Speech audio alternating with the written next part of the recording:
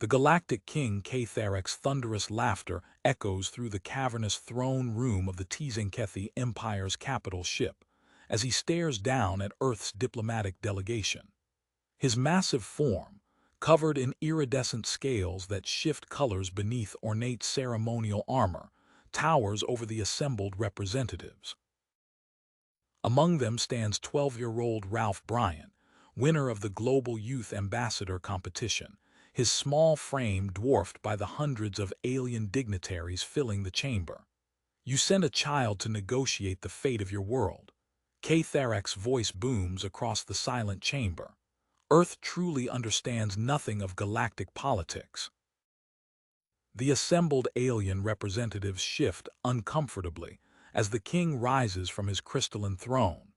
His tail sweeps across the polished obsidian floor as he descends the steps, each movement causing the ceremonial scepter in his clawed hand to pulse with ancient energy. The artifact, passed down through generations of Tzenkethi rulers, catches the light from the distant stars visible through the chamber's transparent dome. Lara, the Tzenkethi cultural attaché assigned as Ralph's guardian, places a protective hand on the boy's shoulder. Her own scales ripple with concern. Her years spent studying Earth as an advanced scout have taught her that humans often surprise those who underestimate them. The human species is barely worthy of servant status, Catharek declares, his proclamation hanging heavy in the recycled air. You have 3 standard galactic months to prove your worth, or Earth will be designated a restricted civilization. No trade, no technological exchange, no advancement opportunities. The diplomatic corps from various worlds murmur among themselves at this proclamation. It's a death sentence for humanity's spacefaring aspirations. Yet instead of cowering or protesting, young Ralph steps forward, his eyes fixed not on the king's imposing figure but on the scepter in his grasp. "Your Majesty," Ralph speaks clearly, his voice carrying the innocent curiosity of youth, "is that the scepter of succession, the one you received when you were just a prince?" Catharek's head tilts, his aggressive stance faltering. The boy's question strikes an unexpected chord, reminding him of his own childhood centuries ago, when he first grasped the weight of the scepter and the responsibility it represented. Ralph continues, executing a perfect Tzenkethi gesture of respect that Lara had taught him. "The crystalline matrix at its core, it's attuned to your bloodline, isn't it? That's why it pulses in harmony with your movements." The king's inner eyelids flicker in surprise. The chamber's tense atmosphere shifts as the assembled dignitaries watch this unprecedented exchange between the galaxy's most powerful ruler and a human child who shows neither fear nor subservience, only genuine interest and respect for their culture. Catharek studies Ralph with newfound intensity, his earlier mockery giving way to curiosity. Perhaps, he realizes, he has misjudged these humans and their unconventional approach to diplomacy. The next 3 months might prove more interesting than he anticipated. 3 days after the throne room encounter, Ralph received an ornate crystalline data tablet from King Catharek's personal messenger. The tablet's surface rippled with iridescent patterns as it projected the formal invitation to the Festival of Ancestral Wisdom into the air before him. "This is unprecedented," Lara whispered, her scales shifting to a deep azure of amazement. "No outsider has ever witnessed the sacred rites in the crystalline chambers." Ralph studied the intricate Tzenkethi script, grateful for the language lessons Lara had insisted upon during their journey. The festival would span 3 days, taking place in the ancient heart of the capital ship, where the ancestors' memories lived within the walls themselves. The crystalline chambers took Ralph's breath away. Towering columns of transparent crystal rose from floor to ceiling, each one containing swirling mists of stored memories. The assembled Tzenkethi nobles stood rigid in their ceremonial positions, their scales synchronized in a rhythmic display of deep purple reverence. As King Catharek began the opening invocation, Ralph noticed movement in the shadows between the columns. A young Tzenkethi, no larger than himself, watched the proceedings with evident fascination. The prince's scales rippled with a pattern Ralph recognized from Lara's teachings, the colors of isolation and longing. The chamber's environmental display caught Ralph's attention. During his preparation for the diplomatic mission, he'd studied Tzenkethi ship systems extensively. The atmospheric readings were shifting into dangerous territory, but the assembled nobles remained frozen in their ceremonial poses. A hiss of escaping gas drew his gaze to a vent near the young prince's position. Viranek swayed, his scales dulling as the toxic fumes reached him. The adults remained immobile, bound by protocols that demanded absolute stillness during the sacred rites. Ralph didn't hesitate. He sprinted across the chamber floor, ignoring the horrified color changes rippling through the assembled nobles. Viranek had collapsed near the malfunctioning vent, his scales now a sickly gray. Ralph grabbed the prince's ceremonial robes and pulled, dragging him away from the deadly gases. The chamber's emergency systems activated, sealing the compromised vent. King Katharek broke from his ceremonial stance, rushing to his son's side. Viranek's scales slowly brightened as he regained consciousness, his eyes fixed on Ralph with undisguised curiosity. "You moved during the ancestral tribute," Viranek said later, as they sat in the prince's private study. "Nobody has ever dared to break protocol like that." Ralph shrugged, watching as the prince examined the earth chess set he'd brought as a gift. "Where I come from, helping someone in danger is more important than following rules." Viranek's scales flickered with interest as Ralph explained the game's objectives. The prince proved to be a quick study, his tactical thinking reflecting years of royal education. In return, he showed Ralph the neural interface controls for Tzenkethi recreation simulations. From his observation post, Lord Extar watched the growing friendship with mounting concern. His personal guard tracked Ralph's movements through the ship's corridors, recording every interaction between the human child and the prince. "The human's influence corrupts our traditions," Extar informed his conspirators, his scales pulsing with dangerous intent. "We must ensure Earth fails its evaluation before these dangerous ideas spread further." King Katharek observed his son's transformation with private satisfaction. Viranek's scales now displayed patterns of confidence and joy that had been absent for years. Yet in public, the king maintained his stern demeanor, aware that his role as final arbiter of Earth's evaluation required the appearance of impartiality. Ralph and Viranek sat together in the ship's observatory, watching the stars streak past. Neither boy was aware of the political machinations swirling around them, or how their simple friendship had become the catalyst for events that would reshape relations between their species. The next morning, Ralph received another message on his crystalline tablet, this one bearing the ornate crest of the Tzenkethi Youth Training Academy. His eyes widened as he scanned the formal script. "They want me to join the academy." Ralph looked up at Lara, who stood examining the invitation with her scales shifting through shades of surprise and concern. "This is unexpected," she said. "The academy trains the Empire's future military leaders. No outsider has ever been admitted." Viranek burst into Ralph's quarters, his scales pulsing with excitement. "I convinced Father to allow it. You'll train alongside me in the next session." The Academy's training dome stretched across the upper quarter of the capital ship, its transparent panels offering a panoramic view of space. Ralph stood at attention with 19 young Tzenkethi nobles, their scales gleaming in various shades of status and lineage. Commander Zetil, a battle-scarred veteran with deep bronze scales, paced before them. "Combat excellence flows from discipline," Zetil's voice carried across the assembly hall.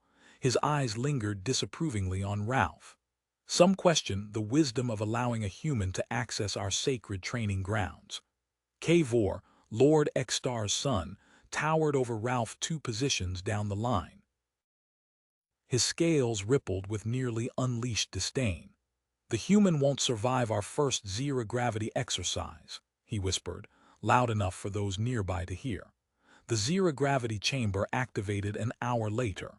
Ralph checked his environment suit seals, nodding Kavor's smirk as the larger cadet pushed past him into the airlock. Viranek moved to intervene, but Ralph shook his head. He needed to handle this himself. Warning indicators flashed across Ralph's helmet display as they maneuvered through the combat course. His oxygen levels dropped rapidly. A hairline crack had appeared in his suit's primary oxygen feed. Kavor's accidental collision moments earlier hadn't been accidental at all. Ralph drew on his Earth space program training. He regulated his breathing, minimizing oxygen consumption, while calculating trajectories through the obstacle field.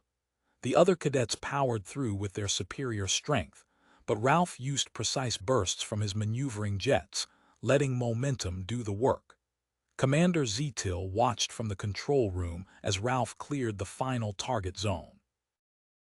The humans' efficiency scores registered higher than any first-year cadet in recent memory. Zetil's scales shifted to a thoughtful gray. The political storm broke 2 days later. Lord Extar stood before the Imperial Council, his scales blazing with righteous anger. "Allowing a human access to our military secrets threatens the Empire's security. Earth's evaluation period must end now." King Katharek sat silent on his throne, bound by protocol as the council debated. The chamber doors burst open. Viranek strode in, carrying a data crystal. "Honored Council," Viranek's voice carried the authority of his royal training. "I present evidence of human capabilities that challenges our assumptions." He inserted the crystal into the chamber's projector. Holographic displays filled the air. Ralph's Academy performance metrics, followed by statistical analyses of human educational achievements provided by Admiral Harris. The council chambers erupted in heated discussion. Later that week, Ralph sat with Viranek in the Academy's historical archives, scanning through technical documents for their military history assignment. He paused, examining a set of ancient engine schematics. "Viranek, look at this." Ralph highlighted the technological progression. "Your current engine designs their adaptations from another species you encountered centuries ago." Commander Zetil emerged from the shadows between the archive stacks. "Interesting observation, Cadet Bryant." He gestured for them to follow. "There's someone you should meet." Chief Engineer Emrak's laboratory hummed with energy as she demonstrated the power fluctuation plaguing their newest ship designs. Her feminine scales shifted through technical patterns as she explained the problem. "Perhaps," Ralph suggested, examining the efficiency curves, "the solution requires a different perspective." In a shadowed corridor outside the lab, Lord Extar's agents monitored the exchange. Their scales darkened with purpose as they began implementing their master's plans to ensure this human innovation would never see completion. Katharek watched these developments from his private observation chamber, a dozen neural feeds providing real-time intelligence. His son's friendship with the human boy had sparked changes that rippled through Tzenkethi society. The king's scales shifted through complex patterns of calculation as he weighed the Empire's future against the weight of tradition. Ralph traced his finger along the engine schematics power distribution curve. "If we adapt the cooling principles from Earth's nuclear submarines, we could redirect the excess thermal energy here and here." He highlighted 2 junction points on Emrak's holographic display. The chief engineer's scales rippled with analytical patterns as she processed the suggestion. "Primitive, yet elegant. The simplicity could bypass our current efficiency barriers." Viranek leaned closer to examine the proposed modifications. "The basic principles scale up perfectly to our power requirements." Over the next several hours, they refined the hybrid cooling system design. Emrak's laboratory team fabricated the necessary components, while Ralph and Viranek calculated the optimal power ratios. The experimental engine's diagnostic readouts showed promising results during initial testing. Security Chief Kamal observed the proceedings from his monitoring station, his scales shifting to match the laboratory's walls. His hand moved to his communications device. The first full-bore test began with promising readings.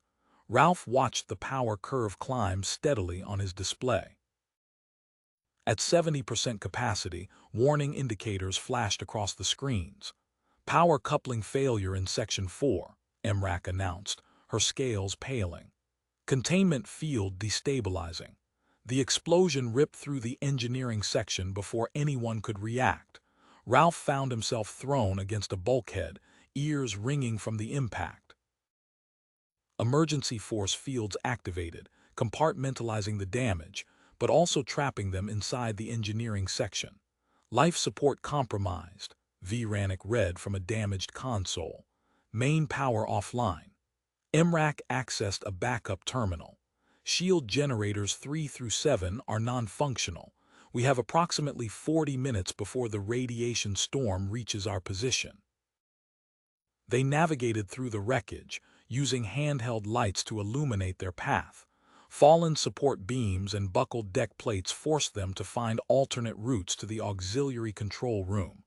These system failures, Ralph examined a damaged relay panel. They're too precise to be accidental. He pointed to the severed connections. Someone knew exactly where to plant the charges to disable the backups. Imrak's scales darkened with recognition. Only someone with high-level security access could have orchestrated this.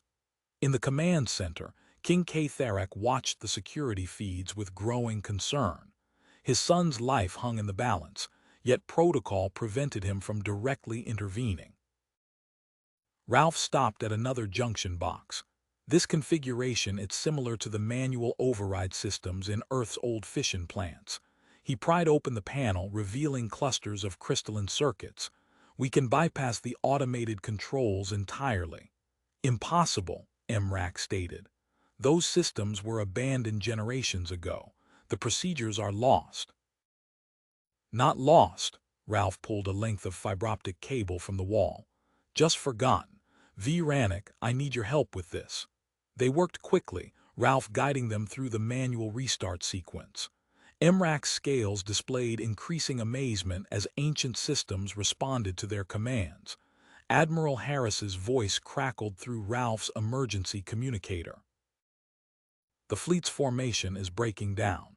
Lord Extar's agents have disabled ship-to-ship communications. Ralph studied the tactical display showing the scattered Tzenkethi vessels. Admiral, their formation matches the old naval patterns you showed me. We can guide them using basic signal lights and gravitational positioning. King Katharak's voice joined the channel. Proceed with your plan. Save my fleet. The radiation storm's leading edge appeared on long-range sensors as human naval officers transported aboard key Tzenkethi ships. Ralph coordinated with Admiral Harris, translating centuries-old naval techniques into instructions the Tzenkethi crews could follow. Lord Extar's voice boomed through the ship's emergency channels. This human contamination ends now. Security feeds showed him inside the ceremonial chambers, holding council members at weapon point. Commander Zetil appeared on a separate channel. The ancestral wisdom crystals contain records of a similar crisis from our past, but accessing them during an emergency. His scales shifted to indicate the cultural magnitude of such a violation. Ralph looked at VRANIC, both understanding the weight of the moment. The young prince's scales rippled with decision patterns as they received reports of more ships losing automated control. Behind them, Imrak completed the final connections to restore auxiliary power. The radiation storm's energy readings intensified on their sensors, while Lord Extar's agents continued their systematic destruction of the fleet's communication network. Time was running out, and they had to choose between preserving sacred traditions and preventing catastrophic losses. Ralph analyzed the radiation readings on his display, while Imrak worked to stabilize the failing systems. The manual navigation procedures are degrading, MRAC announced, her scales shifting to emergency patterns. Radiation interference is corrupting the signal paths. Commander Zetil's voice crackled through their remaining communication channel. The ancestral wisdom crystals contain navigation protocols designed to function in extreme conditions. They're stored in the ceremonial chambers, where Lord Extar is holding the council members, Vranik added, checking tactical displays.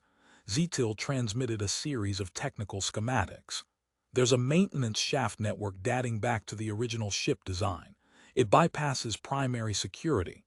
Ralph studied the readouts more closely. These radiation patterns, they're too uniform for a natural phenomenon. He highlighted several data points. Look at the emission spectrum. MRAC leaned forward, her scales rippling with recognition. An artificial source, but our records show no defensive installations in this sector.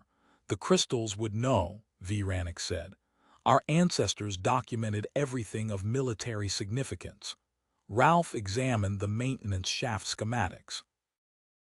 I can fit through these passages. My environmental suit's smaller profile will let me maneuver where Tzenkethi warriors can't. The radiation levels will overwhelm your suit's shielding, MRAC warned. Vranik picked up a damaged shield generator. We can modify this using our hybrid cooling system. The same principles should work on a smaller scale. While Vranik and MRAC reconfigured the shield generator, Admiral Harris contacted them through an encrypted channel. We've analyzed the radiation patterns. The wavelength characteristics match old Soviet nuclear testing protocols. We can help protect Ralph using Cold War-era shielding techniques. King Tharek's voice cut through the static. Proceed with the crystal retrieval. Ship systems are failing faster than predicted. Ralph crawled into the maintenance shaft as MRAC attached the modified shield generator to his suit.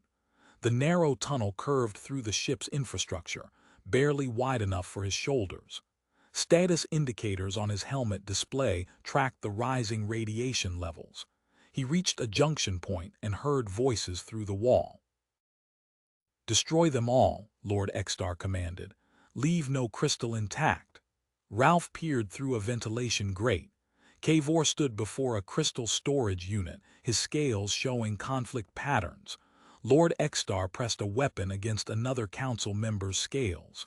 Father threatened to execute my clutch siblings, Kavor whispered when Ralph emerged from the shaft.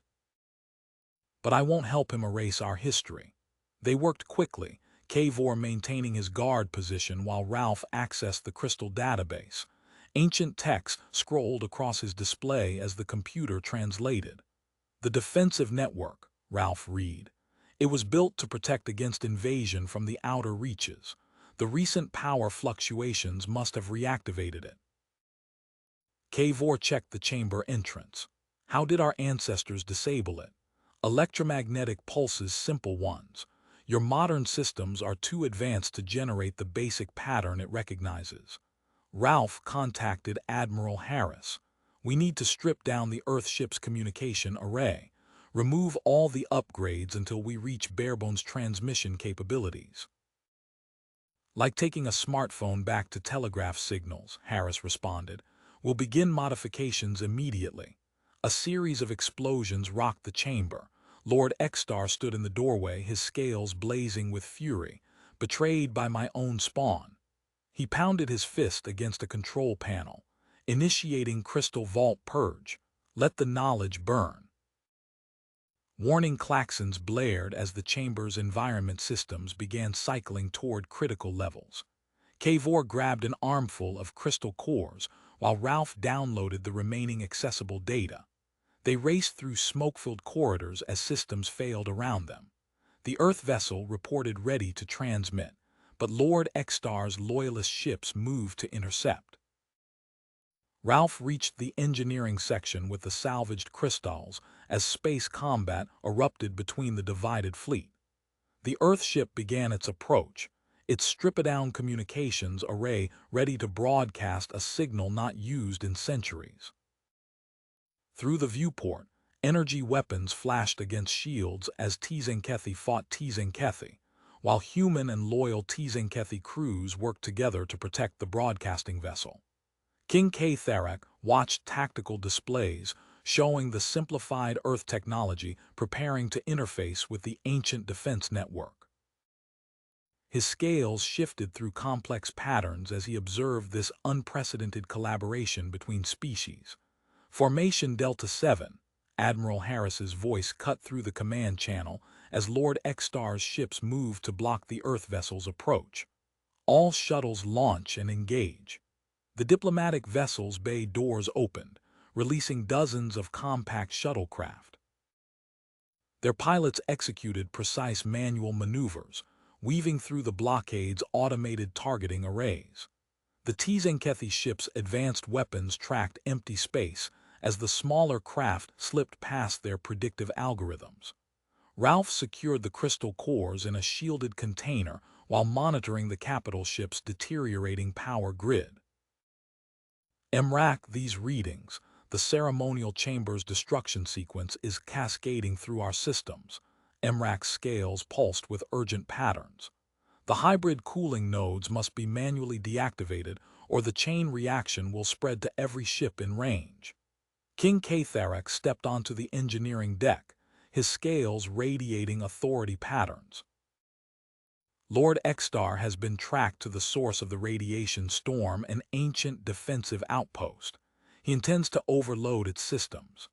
Noble houses transmitted their declarations of loyalty to the throne as the king broke centuries of tradition by joining the mission.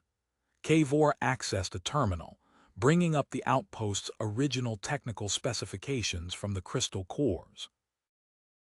These systems require direct neural interfacing, Commander Zetil noted, his scales showing concern.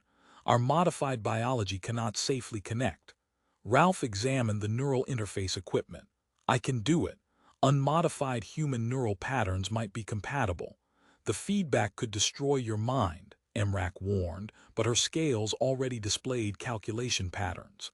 Unless Earth's early computer systems used hardware buffers to prevent cascade failures. Ranik approached his father. We must allow this attempt. The human understanding of simple systems may be our salvation. Emrak's team assembled the modified interface while human shuttles engaged Lord Extar's forces. Through the viewport, Ralph watched Earth pilots execute maneuvers that hadn't been used in space combat for centuries. Their reliance on visual tracking and manual targeting proved devastatingly effective against the Tzenkethi's automated defenses. Interface ready, Emrak announced. The buffer should protect your neural pathways, but we have no way to test it. Ralph positioned himself in the interface chair. Cold metal contacts pressed against his temples as the system activated. Ancient data flooded his consciousness, technical schematics, security protocols, and emergency procedures. There's a physical control center, he reported through gritted teeth. The radiation generator can only be deactivated from inside the outpost. Kavor stepped forward, his scales showing dedication patterns. I know my father's tactical preferences.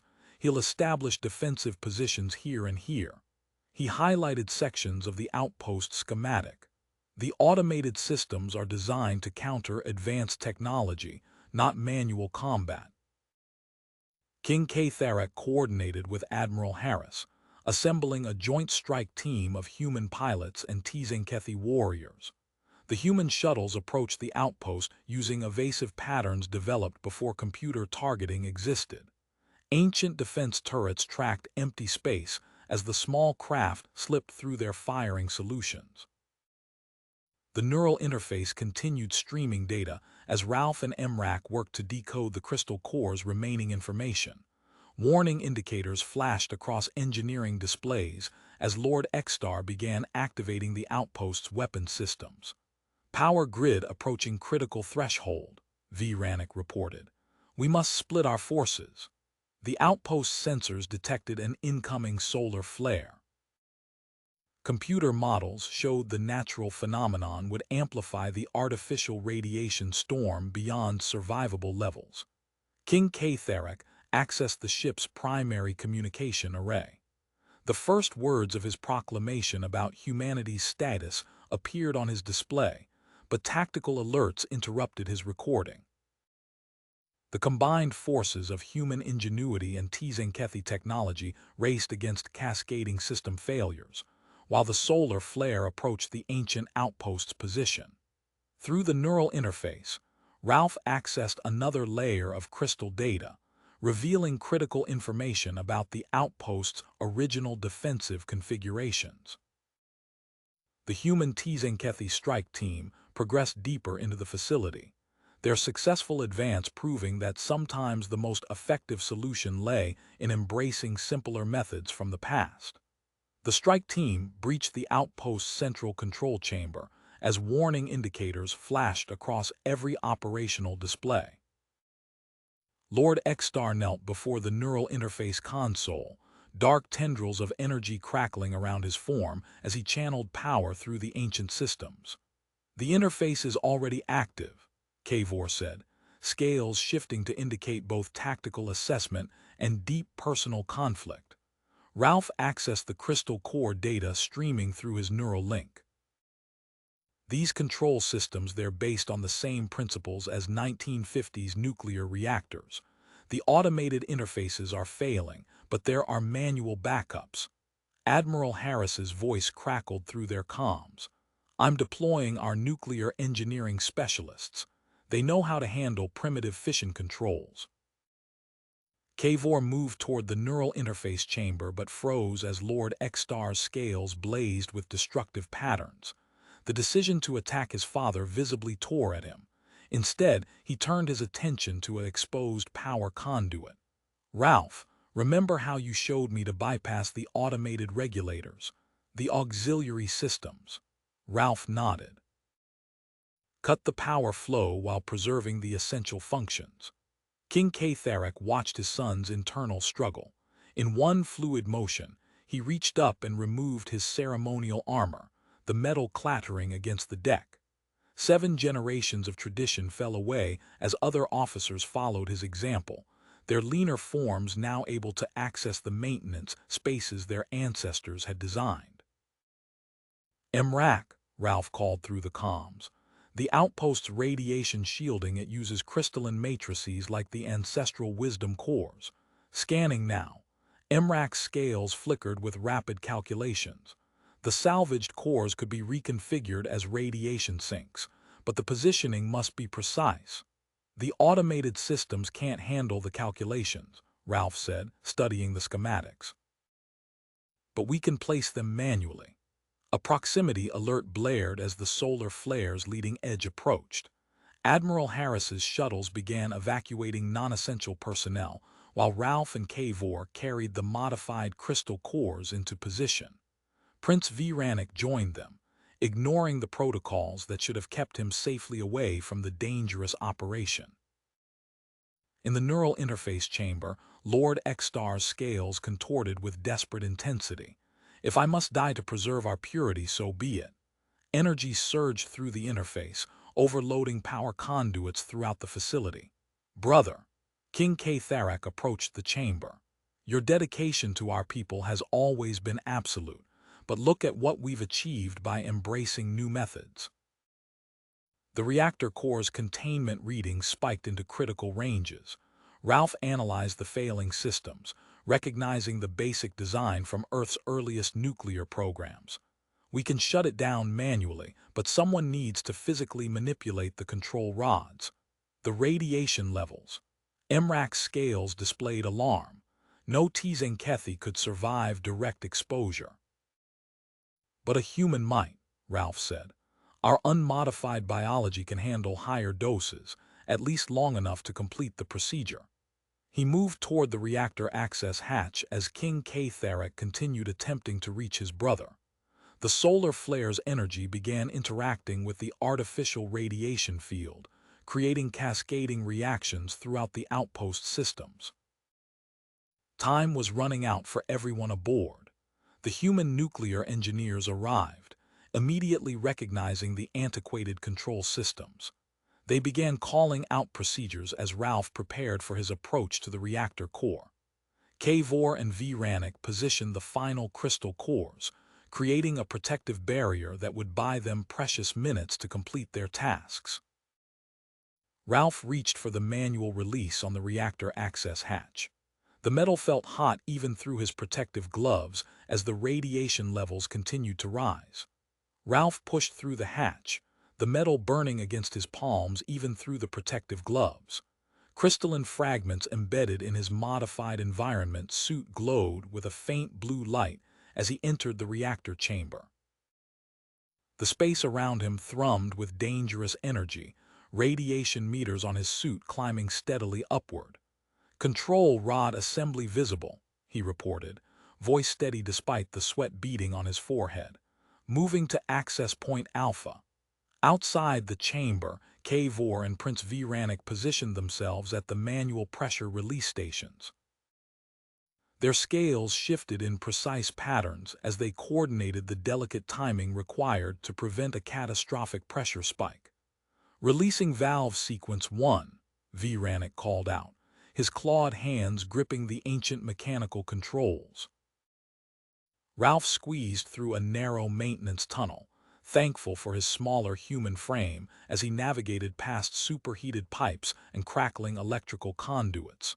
The control rod mechanism loomed before him, its primitive design instantly recognizable from his nuclear engineering training. In the neural interface chamber, King Tharek faced his brother. "Extar, the crystal cores reveal a truth our ancestors buried. The Valoran race found us when we were nothing more than tribal hunters. They saw our potential and guided us toward the stars." Lord Extar's scales flickered, his neural connection wavering. "Impossible. We achieved greatness through our own. The proof exists in the oldest matrices," Tharek interrupted, bringing the data forward through his own neural link. "Our civilization stands on the shoulders of those who lifted us up." Emrak's fingers flew across her console, neural patterns destabilizing, initiating emergency disconnect sequence. The reactor chamber's temperature spiked as Ralph reached the control rod assembly. His fingers found the manual release catches, muscle memory from countless training simulations guiding his movements. Beginning shutdown procedure. A violent shudder ran through the outpost. "Solar flare approaching faster than predicted," Kavor announced, his scales pulsing with alarm patterns. "Radiation levels exceeding safety parameters." The control rods slid smoothly into their housing, but warning lights blazed across Ralph's suit display as the chamber door mechanism seized. Metal groaned and warped as radiation from the incoming solar flare interfered with the outpost's structural integrity fields. "Doors jammed," Ralph reported, pushing against the sealed hatch. "Mechanisms completely fused." Kavor moved without hesitation, his powerful Tzenketh muscles straining against the warped metal. The door creaked open inches at a time as Prince Vranek reached through the widening gap. "Ralph, grab my arm." Above the outpost, Admiral Harris's voice cut through the command channel. "All shuttles form up on my position. Pattern 7-3 Alpha." The small Earth vessels moved with precision, their electromagnetic fields combining to create a temporary barrier against the solar flare's leading edge. Inside the outpost, the crystal core barriers activated fully, their ancient matrices absorbing the worst of the radiation surge. Vranek pulled Ralph through the gap moments before Kavor lost his grip on the door. The three collapsed against a bulkhead as emergency systems stabilized around them. Through the nearest viewport, they watched the human shuttle formation holding steady against the solar storm. Later, in the outpost's main chamber, Lord Extar approached Ralph. His movements were stiff from his injuries, but his scales displayed complex patterns of humility and recognition. Without speaking, he removed his family crest and extended it toward the human. Kavor stepped forward, accepting the crest from Ralph's hands. The exchange carried the weight of centuries of tradition, marking both an ending and a beginning. King Tharak accessed a pristine crystal core, his scales radiating formal documentation patterns. As he began recording not just the tactical data, but also Ralph's personal experiences, the assembled crew witnessed a fundamental shift in how their civilization would preserve its history. The king's voice carried clearly through the chamber. Earth's probationary period concludes today. In humanity, we have found not an inferior species to uplift, but teachers who remind us that advancement means embracing all forms of knowledge. Ralph stood between Prince Rannik and Vor as King Tharak outlined the new exchange program between their civilizations. Through the viewport, Earth shuttles and Tzenkethi vessels moved in harmony, their combined formations creating patterns that had never before existed in the galaxy's history.